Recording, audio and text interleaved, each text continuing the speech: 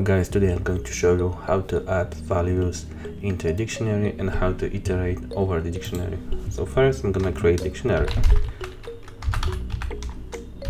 So new dictionary.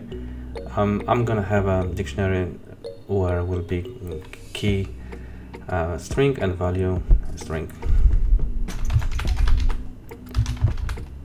Of course, can be int and int, whatever you want. I'm gonna initialize. Alright, so first I'm gonna have one key and value will be high, and second gonna have, let's say, 2 value hello. So right now I'm gonna iterate over the dictionary. So for each this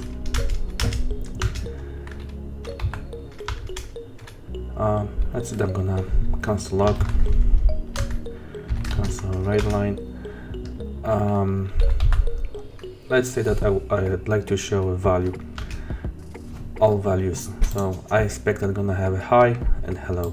So let's check this out.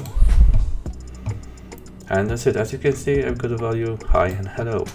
So this is how you iterate over a dictionary. Thank you for watching. Bye.